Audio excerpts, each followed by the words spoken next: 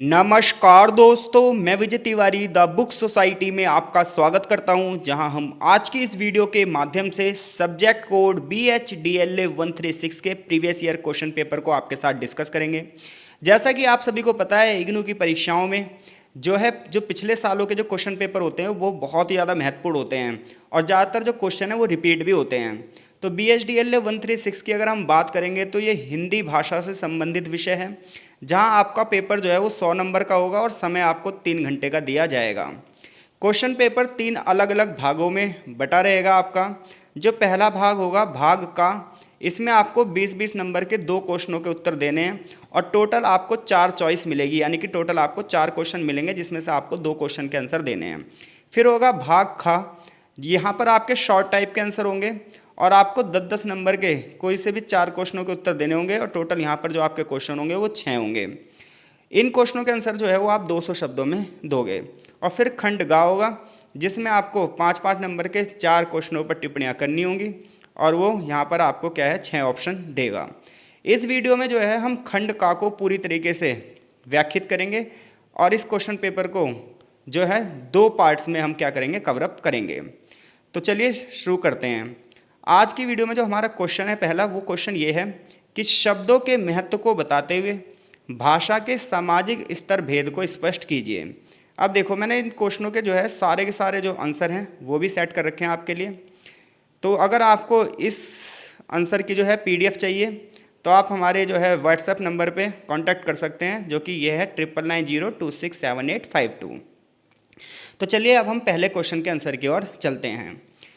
तो पहला क्वेश्चन हमारा था कि शब्दों के महत्व को बताना है हमें सबसे पहले, और फिर भाषा के सामाजिक स्तर भेद को भी स्पष्ट करना है। यानी कि इस क्वेश्चन में वो हमसे 2 क्वेश्चन पूछ रहा है और क्वेश्चन जो है वो 20 नंबर का है। पहले चैप्टर से ये क्वेश्चन है, यानी कि बहुत ही ज़्यादा इंपॉर्टेंट हो जाता है ये क्वेश्चन पेपर के हिसाब से, और पेपर में आया हुआ भी है। तो शब्दों के महत्व को बताना है सबसे पहले क्वेश्चन में ये पूछा गया है, और फिर भाषा का सामाजिक स्तर भेद भी बताना है। तो 10-10 नंबर के यहाँ पर 2 क्वेश्चन एक दूसरे से जुड़े हुए हैं। तो देखो, जब आप शब्द की बात करते हो और चाहे भाषा की बात करते हो, तो शब्द और भाषा दोनों ही समाज की सबसे महत्वपूर्ण अभिव्यक्ति का माध्यम है। अभिव्यक्ति का मतलब होता है अपने विचारों को प्रकट करना। यानी कि जब व्यक्ति अपने विचारों को प्रकट करेगा तो किसके माध्यम से करेगा? तो व्यक्ति अपने विचारों को प्रकट शब्दों के तो माध्यम से करेगा, और हर शब्द जो है वो किसी ना किसी भाषा का होगा। यानी कि प्रत्येक समाज की अपनी एक भाषा होती है और उस भाषा में शब्दों का संग्रह होता है। तो भाषा और शब्द की जब आप बात करोगे तो ये समाज की सबसे महत्वपूर्ण अभिव्यक्ति का माध्यम है, और अभिव्यक्ति का मतलब क्या है? अपने विचारों को प्रकट करना। शब्दों की बात की जाए तो इस शब्दों के माध्यम से न केवल कम्युनिकेशन की जाती है, यानी कि शब्द केवल संचार का ही माध्यम नहीं है, बल्कि वो समाज के विभिन्न स्तरों पर संपर्क का भी माध्यम है, विचारों के आदान प्रदान का भी माध्यम है, और जो सांस्कृतिक धाराएं हैं उसको प्रकट करने का भी माध्यम है। यानी कि भाषा की बात की जाए और शब्दों की बात की जाए तो समाज कि ये सबसे महत्वपूर्ण अभिव्यक्ति का माध्यम है, और अभिव्यक्ति का मतलब क्या है? विचारों को प्रकट करना। शब्द सिर्फ कम्युनिकेशन के काम ही नहीं आते हैं, बल्कि ये समाज के अलग अलग स्तर पर अलग अलग रूप में काम आते हैं। जैसे एक व्यक्ति को दूसरे व्यक्ति से अगर संपर्क साधना है वो शब्दों के माध्यम से साधेगा, विचारों का आदान प्रदान करना है तो भी शब्दों के माध्यम से करेगा, और हर शब्द का जो हम प्रयोग करते हैं इससे हमारी संस्कृति की जो झलक दिखाई देती है। जैसे अगर आप उर्दू भाषा के शब्दों का प्रयोग कर रहे हो तो आपको आपकी संस्कृति दिखाई दे रही है। अगर आप संस्कृत भाषा के शब्दों का प्रयोग कर रहे हो तो आपको संस्कृत संस्कृति के बारे में पता चल रहा है। तो इस प्रकार से जो शब्दों का प्रयोग है ना, वो हमारे कल्चर को भी शो कर देता है। अब हम शब्दों के महत्व को जानेंगे, क्योंकि देखो क्वेश्चन में ना हमसे 2 क्वेश्चन पूछे हैं। सबसे पहला क्वेश्चन पूछा उसने शब्दों का महत्व, तो सबसे पहले हम शब्दों के महत्व को जानेंगे और फिर भाषा का सामाजिक स्तर पर भेद क्या है ये भी जानेंगे। तो देखो, शब्दों के महत्व की बात करते हैं। तो सबसे पहली बात तो ये हो गई कि हर भाषा का जो अर्थ है वो शब्द ही निर्धारित करते हैं। तो सबसे पहली विशेषता क्या होगी भाषा की, यानी कि सबसे पहला महत्व क्या होगा भाषा का, कि भाषा के अर्थ के वाहक के रूप में। वाहक मतलब होता है एक तरीके से किसी के माध्यम से किसी को ले जाना। तो अगर हम भाषा की बात करें तो भाषा का अर्थ किसके माध्यम से निकल रहा है? भाई भाषा का जो अर्थ है वो शब्दों के माध्यम से निकल रहा है। तो भाषा में जो ध्वनियाँ होती हैं वो हमारे विचारों की वाहक हैं। यानी कि अगर हमें किसी भी प्रकार के विचार किसी के सामने रखने हैं तो किसी न किसी ध्वनि के माध्यम से रखेंगे। लेकिन ये ध्यान रहे, किसी भी ध्वनि का अपना कोई अर्थ नहीं होता। जैसे आप बोल रहे हो आ, आप बोल रहे हो का, आप बोल रहे हो ता, तो ये ध्वनियाँ तो हैं लेकिन सार्थक नहीं है, यानी कि इनका कोई अर्थ नहीं है। इनसे हमें किसी भी अर्थ के बारे में नहीं पता चलता। अब ऐसे में भाषा का अर्थ का वाहक शब्द है जो ध्वनियों से बनता है, यानी कि 2 या 2 से अधिक ध्वनि मिलकर किसका निर्माण करती हैं? शब्दों का। लेकिन ये भी ध्यान रहे, हर शब्द का एक अर्थ होता है। अगर आपने दो या दो से अधिक वर्ण मिला दिए लेकिन अगर उससे कोई अर्थ नहीं निकल रहा है तो आप ये मान के चलिए वो शब्द नहीं है। फॉर एग्जाम्पल, जैसे हमने बात करी यहाँ पर कि एक शब्द होता है आम। आम सभी लोग जानते हैं आप। तो आम शब्द कहने पर हमारे मन में एक वस्तु के बारे में पता चलेगा कि एक फल है, और आम शब्द में दो ध्वनियाँ होंगी, एक आ और एक मा। तो आम शब्द दो ध्वनियों से मिलकर बना है। इस तरह कुछ ध्वनियों के योग से बनने वाले शब्द भाषा में अर्थ के वाहक होते हैं। यानी कि भाषा में शब्दों के सबसे बड़ा जो महत्व है, हम क्या बात कर रहे हैं, शब्दों के महत्व की। और शब्द क्या होते हैं, दो या दो से अधिक वर्णों के मेल से जो शब्द बनते हैं वही शब्द कहलाते हैं, और उनका एक अर्थ भी होता है। दो वर्ण, जैसे कि मैंने बताया अभी, एक वर्ण हो गया आ और एक वर्ण हो गया माँ। तो दो या दो से अधिक वर्णों के मेल से क्या बना, एक शब्द बना। लेकिन अलग वर्णों का प्रयोग करें और उससे अर्थ ना बने तो हम फिर उससे ये कहेंगे कि ये शब्द नहीं है। जैसे मैं बताता हूँ आपको, जैसे हमने कहा कि गा और या मिलकर गाय बने, लेकिन अगर आप इसे ऐसे लिखते हो या प्लस गा, तो ये ऐसे क्या है, एक शब्द तो बनता है लेकिन उसका अर्थ नहीं बनता है। तो शब्दों का सबसे पहला तो महत्व ये हो गया कि भाई इससे ना एक अर्थपूर्ण वाक्य निकलता है। तो भाषा में हम ध्वनियों का प्रयोग करते हैं लेकिन ध्वनियों का कोई अपना अर्थ नहीं है, और दो या दो से अधिक ध्वनियाँ मिलकर शब्द बनाती हैं और उस शब्द का अपना एक अर्थ होता है। फॉर एग्जाम्पल, आपने यहाँ बताया आम। आम दो ध्वनियों से मिलकर बना है, आ और आमा। तो इन ध्वनियों के योग से जब सार्थक अर्थ बनता है, एक सार्थक शब्द बनता है, तो वो क्या करता है, हमारी भाषा का वाहक कहलाता है। दूसरी बात क्या है, शब्दों का महत्व ये है कि संचार का माध्यम स्पष्ट करते हैं। यानी कि अगर हमें किसी व्यक्ति से कम्युनिकेशन करनी है, किसी व्यक्ति से संचार करना है, तो उसमें क्या है, शब्द ही हमारे विचारों को दर्शाएंगे, शब्द हमारी भावनाओं को दर्शाएंगे, शब्द हमारी जानकारी को व्यक्त करने में अनिवार्य हैं। आप एक पत्र लिख रहे हो, उसमें भी शब्दों का जो है अपना महत्व है। आप बोलकर अपने विचार प्रकट कर रहे हो, उसमें भी शब्दों का अपना महत्व है। तो इस प्रकार से शब्द जो है वो संचार का माध्यम भी हैं। शब्दों से हमें संस्कृति के बारे में पता चलता है, किसी समाज की संस्कृति क्या है, उसकी परंपरा क्या है, उसको अगर हमें गहराई से समझना है तो हम उस संस्कृति की भाषा और शब्दावली के माध्यम से समझ सकते हैं। इसी प्रकार से शब्द ना पहचान भी दर्शाते हैं। तो किसी व्यक्ति की समाज की क्या स्थिति है, वो किस क्षेत्र का बंदा है, कि उसकी सांस्कृतिक पहचान क्या है, उसके शब्दों से पता चल जाएगी। जैसे भारत की बात करते हैं तो भारत में आपको पता है अलग अलग क्षेत्र में अलग अलग भाषाओं का प्रयोग हो रहा है। तो मान लो कोई व्यक्ति भोजपुरी शब्दों का प्रयोग कर रहा है तो हम उससे ये समझ जाएंगे कि वो किस क्षेत्र से है, उसकी क्या संस्कृति है। मान लो कोई व्यक्ति तमिल, कन्नड़, तेलुगु इन भाषाओं के शब्दों का प्रयोग कर रहा है तो हमें उसकी ना पहचान पता चल जाएगी, और हम इस प्रकार से ये पता कर पाएंगे कि व्यक्ति कहाँ से है। कोई व्यक्ति गुजराती भाषा का प्रयोग कर रहा है, कोई पंजाबी भाषा का प्रयोग कर रहा है, तो भाषा से ना उस व्यक्ति की पहचान के बारे में पता चल जाता है। तो अगर आपसे ये पूछा जाए भाई भाषा का महत्व बताओ, मान लो शॉर्ट क्वेश्चन आ जाए भाई भाषा का महत्व बताओ, 5 नंबर का क्वेश्चन आ जाए तो भी आप ऐसे लिखोगे। तो सबसे पहली बात आपको पता चल गई कि चाहे शब्द हो चाहे भाषा हो, वो समाज के अभिव्यक्ति का क्या होते हैं, माध्यम होते हैं। और शब्दों के सबसे बड़े महत्व की बात करें तो भाषा का जो अर्थ निकलता है वो शब्दों के अर्थ से ही निकलता है। दूसरी बात क्या है, कम्युनिकेशन का मीडियम कौन है, शब्द ही हैं। शब्द के माध्यम से ही हम अपने विचारों को प्रकट करते हैं, अपनी भावनाओं को प्रकट करते हैं, और जो हमारी नॉलेज होती है, जो हमारी जानकारी होती है, उसे भी हम व्यक्त करते हैं। अगर हमारे पास शब्दों के भंडार की कमी है तो हम अपने विचारों को भी ना किसी के सामने अच्छे से प्रकट नहीं कर सकते, ये बात ध्यान रखना। तो सबसे पहली बात क्या है, वर्ड पावर जिसके पास जितनी अच्छी होगी उसकी कम्युनिकेशन स्किल्स भी उतनी अच्छी होगी। एक अच्छा वक्ता यानी कि अच्छा बोलने वाला व्यक्ति वही माना जाता है जिसके पास शब्दों का भंडार हो और वो परिस्थितियों के हिसाब से शब्दों का प्रयोग कर सके। इसके अलावा शब्द जो होते हैं वो संस्कृति के परिचायक होते हैं। इससे हमें समाज की संस्कृति परंपरा को गहराई से समझने में मदद मिलती है। इसी प्रकार से शब्द जो होते हैं वो पहचान को भी दिखाते हैं, और उससे हम ये समझ सकते हैं कि कोई व्यक्ति किस क्षेत्र का है, उसकी क्या क्षेत्रीय पहचान है। अब हम बात करते हैं भाषा के सामाजिक स्तर की, क्योंकि 2 क्वेश्चन उसने हमसे पूछे हैं, एक भाषा का महत्व पूछा है और एक भाषा का सामाजिक स्तर पर क्या भेद है। तो देखो, भाषा का समाज के अलग अलग स्तर पर अलग अलग तरीके से प्रयोग किया जाता है, और इसी आधार पर भाषा को समाज के स्तर पर अलग अलग भागों में बांटा जाता है। फॉर एग्जाम्पल, आपने ये तो समझा ही होगा कि भाषा के 2 रूप होते हैं, एक फॉर्मल और एक इनफॉर्मल। तो भाषा को जब भी हम सामाजिक स्तर पर बांटते हैं तो हम 2 भागों में तो जरूर बांटेंगे, एक औपचारिक भाषा और एक अनौपचारिक भाषा।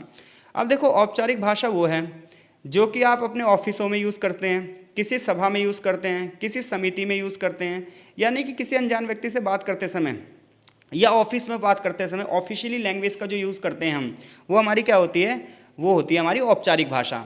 तो औपचारिक भाषा कौन सी भाषा होती है, तो औपचारिक भाषा वो होती है जिसमें शब्दों का प्रयोग बड़ी सावधानी पूर्वक किया जाता है। इसमें ध्यान रखा जाता है कि किसी भी व्यक्ति को शब्दों के माध्यम से ठेस ना पहुँचे, और आप शब्दों के माध्यम से अपना एक आदर्श रूप प्रस्तुत कर सकें। फॉर एग्जाम्पल, मान लो आप एक ऑफिस में काम करते हैं, तो आप ऑफिस में उन शब्दों का प्रयोग नहीं कर सकते जो आप अपने घरेलू वातावरण में बातचीत करते वक्त करते हो, क्योंकि ऑफिस में जाते वक्त आपको शिष्टाचार का सामना करना पड़ेगा। तो औपचारिक भाषा वो है, ऑफिशियली लैंग्वेज वो है, औपचारिक भाषा वो है, फॉर्मल लैंग्वेज वो है जिसका प्रयोग हम किसी सभा में कर रहे हैं, समिति में कर रहे हैं, ऑफिस में यानी कार्यालय में कर रहे हैं, या किसी विशिष्ट विषय पर परिचर्चा में कर रहे हैं। तो एक तरीके से औपचारिक जो भाषा है ये हमारी पर्सनैलिटी को सेट करती है। दूसरी बात आती है अनौपचारिक भाषा। अनौपचारिक भाषा का यूज़ हम डेली यूज़ में करते हैं, अपनी घरेलू बातचीत में करते हैं, दोस्तों से बातचीत में करते हैं। ये क्या है, हमारी अनौपचारिक भाषा कहलाती है। तो जब आप भाषा को समाज के स्तर पर बांटोगे, तो समाज के स्तर पर जब आप भाषा के भेद बताओगे, तो भाषा के समाज के स्तर पर सबसे पहले दो भेद निकलते हैं। एक निकलते हैं औपचारिक भाषा और एक निकलती है अनौपचारिक भाषा। तो जो हम घर में शब्दों का प्रयोग कर रहे हैं, अपने भाई बहनों से जो बातचीत कर रहे हैं, माता पिता से जो हम बातचीत कर रहे हैं, वो ज़्यादातर कौन सी भाषा होती है, अनौपचारिक भाषा होती है। लेकिन इस भाषा का प्रयोग आप अपने कार्यालय में नहीं कर सकते, कॉलेज में नहीं कर सकते। प्रोफेसर से बात करते समय अलग शब्दों का प्रयोग करोगे, और अपने दोस्तों से बात करते हो आप अलग शब्दों का प्रयोग करोगे। तो इस प्रकार से सामाजिक स्तर पर भाषा के दो रूप होते हैं, एक औपचारिक और एक अनौपचारिक। अब आपको पता ही है समाज के भी कई स्तर होते हैं, तो ऐसे में हमें इसके और अलग अलग सामाजिक भेद दिखाई देते हैं। तो देखो, समाज को हम वर्गों के आधार पर बांटते हैं। कुछ लोग हाई क्लास से जुड़े होते हैं, कुछ लोग लो क्लास से जुड़े होते हैं, कुछ लोग मिडिल क्लास से जुड़े होते हैं। तो जो हाई क्लास के लोग होते हैं, जो उच्च वर्ग के लोग होते हैं, ये ज़्यादातर औपचारिक भाषा या परिष्कृत भाषा का प्रयोग करते हैं। जबकि जो निम्न वर्ग की भाषा होती है वो ज़्यादा सरल होती है, और डेली रूटीन के उसमें क्या होते हैं, शब्दों का प्रयोग किया जाता है। जैसे हिंदी है, एक हिंदी तो ये है जो आपके सामने ये लिखी हुई है आंसर में, एक हिंदी होती है जो किताबों में लिखी होती है, तो वो औपचारिक है या अनौपचारिक है। तो ग्रामीण क्षेत्रों में अगर आप लोगों को देखो, तो ग्रामीण क्षेत्र में लोग प्रचलित बोलियों के आधार पर अपनी बात करते हैं, जबकि शहरी क्षेत्रों की जो भाषा है उसमें अंतर होता है। तो इस प्रकार से समाज के जो अलग अलग वर्ग के लोग हैं वो अलग अलग भाषा का प्रयोग करते हैं, और इसे हम भाषाई वर्ग की बात करते हैं। दूसरी बात यह है कि जब हम सामाजिक स्तर पर भाषा को देखते हैं, तो इसमें शुद्धता में भी अंतर पाया जाता है। उच्च वर्ग के जो लोग हैं वो शुद्ध भाषा का प्रयोग करते हैं, वहीं आम लोग जो होते हैं वो बोलचाल में अशुद्ध भाषा का प्रयोग करते हैं, जिससे हमें भाषा के आधार पर समाज के स्तर के बारे में पता चलता है कि भैया समाज का स्तर क्या है। जैसे एक अधिकारी है, वो भाषा का जो प्रयोग है वो अलग तरीके से करेगा, जबकि एक जो मजदूर वर्ग है वो भाषा का प्रयोग अलग तरीके से करेगा। इसी प्रकार अलग अलग पेशे के लोग अलग अलग भाषा का प्रयोग करते हैं। जैसे जो लोग कानूनी पेशे से जुड़े हुए हैं, वकील हैं, उनकी जो शब्दावली है अलग होगी। जो लोग टेक्नोलॉजी से जुड़े हुए हैं, तकनीकी पेशेवर हैं, उनकी जो है शब्दों का प्रयोग अलग तरीके से करेंगे। जो मेडिकल क्षेत्र से जुड़े हुए हैं, यानी कि चिकित्सा क्षेत्र से जुड़े हुए हैं, वो भाषा का प्रयोग अलग तरीके से करेंगे। तो इस प्रकार से जिस व्यक्ति की जैसी सामाजिक स्थिति होगी वो वैसी भाषा का प्रयोग करेगा, और इसे ही हम भाषा का सामाजिक स्तर पर भेद कहते हैं। जैसे डॉक्टर अलग अलग भाषा का प्रयोग करेगा, और किसान के बीच भाषा का जो प्रयोग है वो अलग तरीके से किया जाएगा। इसके अलावा शिक्षा का स्तर के आधार पर भी भाषा में भेद किया जाता है। जैसे अगर कोई व्यक्ति शिक्षित है तो अधिक जटिल शब्दों का प्रयोग करेगा, उलझे हुए शब्दों का प्रयोग करेगा, ग्रामर का सटीक यूज़ करेगा, जो लिटरेचर वाली लैंग्वेज है उसका यूज़ करेगा। जबकि जो व्यक्ति ज़्यादा शिक्षित नहीं है वो सरल भाषा का प्रयोग करेगा। तो अगर एग्जामिनर आपसे क्वेश्चन पूछता है भैया भाषा का सामाजिक भेद क्या है, तो आप बोलोगे भाषा का जो सामाजिक भेद है वो समाज के भेद के आधार पर भाषा का प्रयोग है। इससे हमें संस्कृति के बारे में भी पता चलता है। किसी समाज की पारंपरिक और आधुनिक संस्कृतियों के बीच भी भाषा का अंतर देखने को मिलता है। अगर लोग बाग मॉडर्न कल्चर के, जैसे एक ही परिवार में दो अलग अलग पीढ़ी के लोग रह रहे हैं, तीन अलग अलग पीढ़ी के लोग रह रहे हैं, तो उसमें जो युवा पीढ़ी होगी वो अलग प्रकार के शब्दों का प्रयोग करेगी, बल्कि और जो प्राचीन पीढ़ी होगी वो अलग शब्दों का प्रयोग करेगी। तो आधुनिक संस्कृति में लोग जो है शब्दों का जो प्रयोग कर रहे हैं उसमें विदेशी शब्दों का प्रभाव अधिक है। जैसे एक परिवार में जो बच्चे हैं वो अंग्रेजी भाषा का प्रयोग करेंगे, वो अपने अगर वो हिंदी बोलेंगे तो उसमें बीच बीच में इंग्लिश के शब्द अपने आप ले आएंगे, जबकि जो बूढ़े बुजुर्ग होंगे वो प्रॉपर हिंदी बोलेंगे। भाषा जो है सामाजिक असमानता को भी दिखाती है। एक समान भाषा सबको जोड़ती है, सामाजिक मेलजोल को बढ़ावा देती है। लेकिन अगर भाषा में अंतर है तो असमानता भी होगी, लड़ाई झगड़े भी दिखाई देंगे। जैसे भारत में भाषा के आधार पर विवाद होता ही रहता है, हर एक व्यक्ति अपनी भाषा को जो है वो उच्च वर्ग की भाषा मानता है। आगे इस क्वेश्चन का निष्कर्ष है, शब्द केवल भावनाओं और विचारों का माध्यम नहीं होते, बल्कि वो समाज के अलग अलग वर्गों के बीच में भेदभाव और समानता दोनों को बढ़ावा देते हैं। यानी कि भाषा एक तरीके से लोगों को जोड़ती भी है और एक तरीके से लोगों को तोड़ती भी है।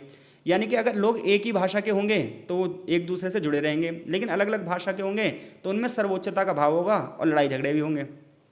जब हम भाषा का अध्ययन करते हैं तो हमें समाज के स्तर के बारे में पता चल पाता है, हमें समाज की संस्कृति के बारे में पता चलता है, और हमें समाज की बनावट के बारे में भी पता चलता है। तो अगर एग्जामिनर हमसे क्वेश्चन ये पूछता है कि भाई भाषा का क्या महत्व है और भाषा का जो सामाजिक स्तर है उसे बताओ, तो आप बता देना भाई, सबसे पहले शब्दों का महत्व बता देना, और फिर सामाजिक स्तर पर भेद का मतलब है समाज जिस प्रकार से अलग अलग स्तर पर बटा हुआ है, जैसे औपचारिक अनौपचारिक स्तर पर बटा हुआ है, फिर संस्कृति के आधार पर बटा हुआ है, फिर वर्ग के आधार पर अमीर वर्ग गरीब वर्ग के आधार पर बटा हुआ है, फिर शिक्षा के आधार पर बटा हुआ है।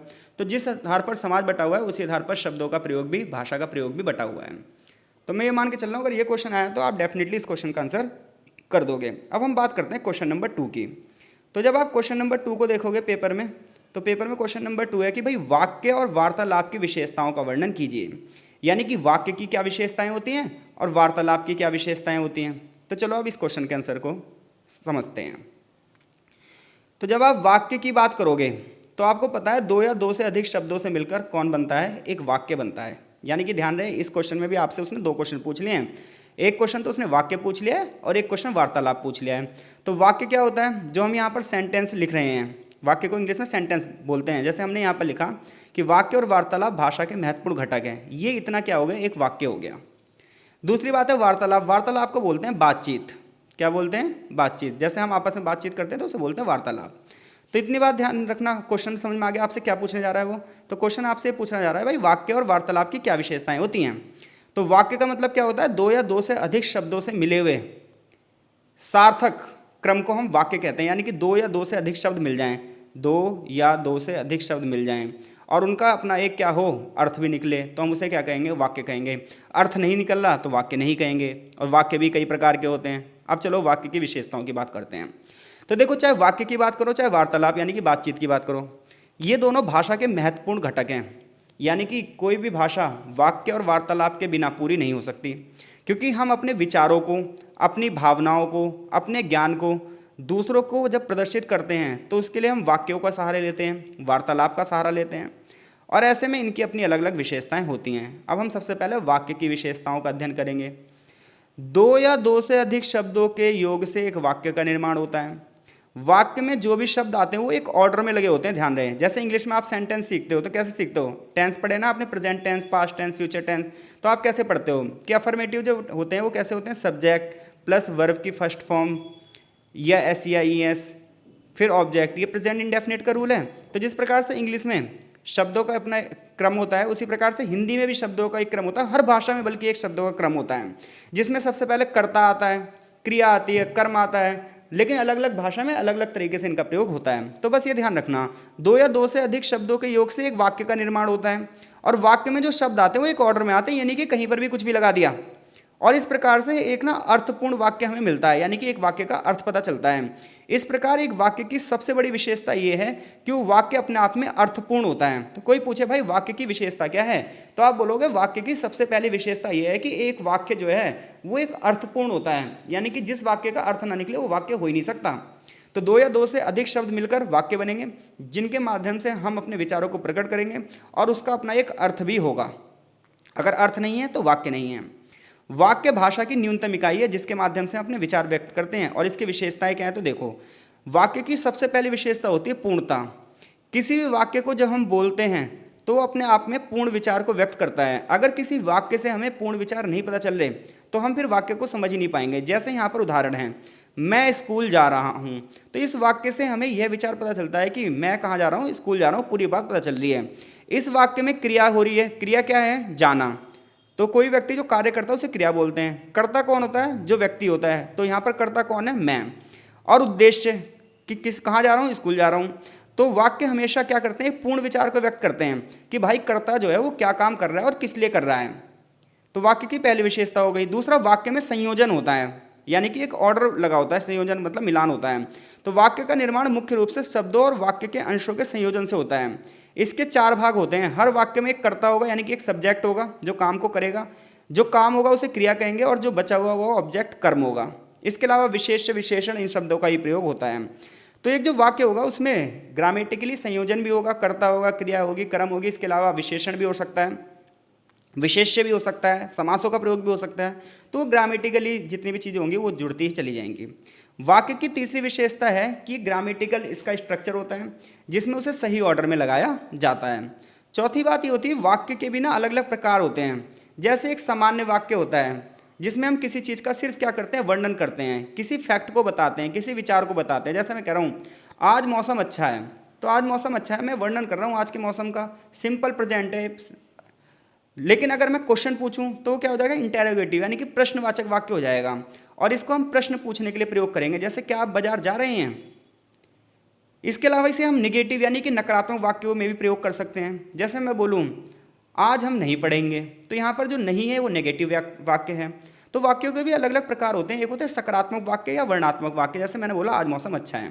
एक होते हैं नकारात्मक वाक्य, मैं बोलूँ आज मौसम अच्छा नहीं है। एक होते हैं क्वेश्चन मार्क वाले यानी कि प्रश्नवाचक वाक्य, जिन्हें हम प्रश्न पूछने में प्रयोग करते हैं। एक वाक्य ऐसे होते हैं जिनमें हम ऑर्डर देते हैं यानी कि आज्ञा देते हैं, जैसे मैं बोलूँ दरवाज़ा बंद करो, तो यहाँ हमने क्या करा, ऑर्डर दिया। एक होते हैं जो हम आश्चर्य प्रकट करते हैं, अपनी भावनाओं को व्यक्त करते हैं, जैसे यह कितना सुंदर दृश्य है। तो विस्मयादिबोधक जो भी वाक्य होते हैं उसमें विस्मयादिबोधक निशान का ही प्रयोग किया जाता है। इसके अलावा वाक्यों की सबसे बड़ी विशेषता है कि इसमें हम संदर्भों का प्रयोग करते हैं, यानी कि किसी भी चीज़ को बोलते हुए उसके एक वाक्य के और माध्यम से उसे जब हम सत्य निर्धारित करते हैं तो संदर्भ होता है, और वाक्य का अर्थ जो है उसके संदर्भ पर निर्भर करता है। जैसे मैंने उसे देखा, तो मैंने कहा मैंने उसे देखा, इस वाक्य का अर्थ उस स्थिति पर निर्भर करेगा कि इसमें क्या कहा गया है। तो हर वाक्य का अपना क्या होता है, एक संदर्भ भी होता है। तो अगर आपसे एग्जाम में पूछे भाई वाक्य की विशेषताएं क्या होती हैं, तो आप बोलोगे दो या दो से अधिक शब्द मिलकर क्या बनते हैं, वाक्य बनते हैं। और वाक्य जो होते हैं इनके माध्यम से व्यक्ति अपने विचारों को प्रकट करता है, भावनाओं को प्रकट करता है, अपनी इन्फॉर्मेशन को प्रदान करता है। तो भाषा जो है वो वाक्यों पर ही निर्भर है। वाक्य की विशेषताएं क्या है, वाक्य सबसे पहली बात तो अर्थपूर्ण होते हैं। एक वाक्य में पूर्णता होती है, संयोजन होता है कर्ता क्रियाक्रम का, ग्रामेटिकल जो है स्ट्रक्चर होता है उसका, वाक्यों के कई प्रकार होते हैं। तो ये सब वाक्यों की क्या है, विशेषताएं। अब हम बात करेंगे वार्तालाप की। तो मैंने बताया वार्तालाप क्या होता है, दो या दो से अधिक व्यक्तियों के बीच में बातचीत। तो वार्तालाप में दो या दो से अधिक व्यक्ति होते हैं जिनके बीच में विचार और सूचनाओं का आदान प्रदान किया जाता है। वार्तालाप की सबसे पहली विशेषता होती है बोलने का ढंग, और बोलने के ढंग को हिंदी में बोलते हैं अनुतान। तो भाई वार्तालाप में जो बोलने का ढंग होगा उसके माध्यम से ही शब्दों के अलग अलग अर्थ निकलेंगे। एक ही वाक्य होगा उसे अलग अलग तरीके से बोला जा सकता है, और जिस तरीके से वाक्य बोला जाएगा उसी तरीके से उसका अर्थ भी बदल जाएगा। जैसे भाई मैं बोलूँ वह चला गया, तो मैंने सामान्य तरीके से बोला आपसे वह चला गया, तो ये क्या है, एक जनरल वाक्य कि एक बंदा चला गया। अब मैं कह रहा हूँ वह चला गया, तो यहाँ पर क्या है, मैंने क्वेश्चन पूछा है, यानी कि मेरे हाव भाव से पता चला कि मैंने बात वही बोली है, लेकिन अब क्या है, ये इंटेरोगेटिव है, क्वेश्चन मार्क है। मैं कह रहा हूँ अरे वह चला गया, तो यहाँ पर क्या है, विस्मयादिबोधक है। यानी कि वार्तालाप की सबसे बड़ी विशेषता यह है बोलने के ढंग से, क्योंकि व्यक्ति के जो हाव भाव हैं, यानी कि अगर आप एक ही लाइन को एक ही तरीके से सिंपल वे में बोले जा रहे हो तो उसमें फीलिंग नहीं आएगी। तो वार्तालाप की सबसे बड़ी विशेषता होती है फीलिंग्स, और वो फीलिंग्स को ही बोलते हैं हम अनुतान। तो बोलने का जो ढंग है, एक ही वाक्य अलग अलग तरीके से अलग अलग सिचुएशन में बोलोगे उसका अलग अलग अर्थ निकलेगा। तो बातचीत में सबसे पहली विशेषता क्या होती है भाई, फीलिंग। दूसरी बात होती है अनौपचारिकता। बातचीत जो भी होती है हमेशा क्या होती है, इनफॉर्मल होती है, अनौपचारिक होती है। इसमें व्याकरण पर ज़्यादा ध्यान नहीं दिया जाता, इसमें बस बात ये की जाती है कि सामने वाले को बात समझ में आ जाए। तो भाषा का मेन रोल यही तो है कि हम जो कहें सामने वाले को समझ में आ जाए, और वार्तालाप में इसी बात पर ध्यान रखा जाता है, यानी कि बोलने से पहले सब्जेक्ट कहाँ लगाना है, वर्ब कहाँ लगाना है, ये नहीं ध्यान दिया जाता है। वार्तालाप मतलब क्या है, सामने वाले को चीज़ समझ में आ जाए। वार्तालाप की अगली विशेषता है प्राथमिकता। तो वार्तालाप क्या है, समय के हिसाब से इसके विषय बदलते रहते हैं, जिस चीज़ की प्राथमिकता होती है उसी चीज़ पर बात की जाती है। वार्तालाप की बात की जाए तो इसमें अच्छे तरीके से कम्युनिकेशन किया जाता है, भाषा का लहजा, हाव भाव, ध्वनियाँ भी शामिल होती हैं, ये नहीं कि वार्तालाप में सिर्फ शब्दों का प्रयोग कर रहे हो। अगली बात है वार्तालाप भी कई प्रकार की होती है। कुछ वार्तालाप ऐसी होती है इसमें सामान्य प्रश्न पूछे जाते हैं, उनका उत्तर दिया जाता है। फॉर एग्जांपल आप ना किसी दुकान पे सामान खरीदने जा रहे हो, तो आप बोलोगे भैया मुझे ये सामान दे दीजिए, वो कहेगा ये सामान नहीं है, तो वो कहेगा आप कहोगे कब तक आएगा। तो जो वार्तालाप है वो अलग अलग तरीके से होती है, कहीं पर प्रश्नोत्तर के आधार पर होती है, कहीं पर राय के आधार पर होती है। जैसे आप वकील के पास जाओगे और कहोगे इस विषय में मुझे क्या करना चाहिए, तो वो क्या लेगा, आपसे कंसल्टेंसी फीस लेगा और आपको अपनी राय देगा। कहीं पर वार्तालाप में फैक्ट का आदान प्रदान किया जाता है, यानी कि वार्तालाप जो है वो एक विषय के आसपास होता है, अगर विषय के आसपास ना हो तो भटक जाएगा। इसके अलावा वार्तालाप यानी कि जब हम किससे बातचीत करते हैं तो उसका अपना एक फ्लो होता है, और वार्तालाप जो है वो उसी समय के विषय पर की जाती है। तो वार्तालाप में विचार तुरंत व्यक्त किए जाते हैं, ये गतिशील होती है, इसमें बोली जाने वाली भाषा का फ्लो होता है। एक अच्छी वार्तालाप का मतलब ही यही है कि जो आप बोलो सामने वाला तुरंत समझ जाए। जैसे हम फ़ोन पे बातचीत कर रहे हैं, अब कोई बंदा कहे हैं क्या, दोबारा बोलना, तो फिर मज़ा नहीं आएगा बातचीत करने में। तो बातचीत में क्या होना चाहिए, एक फ्लो होना चाहिए। कोई बंदा रुक रुक के अगर टेक्स्ट कर रहा है तो फिर मज़ा ही नहीं आएगा। तो जब भी हम बातचीत करें तो सामने से क्या है, बिल्कुल एग्जैक्ट वे में बात करें। जैसे हम कई बार मैसेज पे बात करते हैं, तो जब मैसेज पे बात करते हैं और अगर उसमें फ्लो रुक जाए, यानी कि भाषा का प्रभाव रुक जाए, तो फिर मज़ा नहीं आता। चिड़चिड़ापन हो जाता है कई बार बच्चों को। तो जब भी हम मैसेज में भी टेक्स्ट करते हैं तो हमें बताओ वहाँ पर भी तुरंत रिप्लाई चाहिए। तो सोचो भाषा में प्रभाव कितना ज़्यादा महत्वपूर्ण है। अब हम बात करें सहभागिता। बातचीत जो है, वार्तालाप कभी अकेले नहीं हो सकता, इसमें दो बंदे होंगे ही जो एक दूसरे को पार्टिसिपेट करेंगे। अब हम बात करें भाषा और वार्तालाप में क्या समानता है और क्या अंतर है। तो भाषा और वार्तालाप की अगर बात करें तो इसमें समानता यह है कि दोनों का उद्देश्य क्या है, दोनों का उद्देश्य है कम्युनिकेशन करना। अंतर यह है कि वाक्य क्या है, एक व्याकरण के ढांचे में होता है, जबकि वार्तालाप गतिशील होती है, अनौपचारिक होती है और परिस्थितियों पर निर्भर करती है। तो मैं मान के चल रहा हूँ इन दोनों क्वेश्चन में से कोई सा भी क्वेश्चन आया तो आप करने में सक्षम हैं। अब हम बात करने जा रहे हैं अपने तीसरे क्वेश्चन की। तीसरा क्वेश्चन है भाई, समाचार लेखन और संपादन की प्रक्रिया को स्पष्ट कीजिए। तो देखो वीडियो थोड़ी लेंथी हो रही है, लेकिन उसमें चीज़ों को समझाया भी अच्छे से जा रहा है, तो इसलिए वीडियो थोड़ी सी क्या हो जा रही है आपकी, लेंथी हो जा रही है। तो एक काम करते हैं, हम तीसरे और चौथे क्वेश्चन को दूसरे पार्ट में समझते हैं, क्योंकि अगर हम यहीं समझेंगे तो 1 घंटे की लगभग वीडियो हो जाएगी और फिर मेरे लिए भी थोड़ा सा कठिनाई है बोलने में और आपके लिए भी सुनने में थोड़ी सी कठिनाई हो जाएगी। तो जो तीसरा और चौथा क्वेश्चन है इस वीडियो के हम पार्ट 2 में इसको डिस्कस करेंगे। तो तब तक के लिए आपका बहुत बहुत धन्यवाद। कमेंट बॉक्स में अपनी प्रतिक्रिया जरूर करो ताकि हमें यह पता चल पाए कि चीज़ें आपको समझ में आ रही हैं या नहीं आ रही हैं।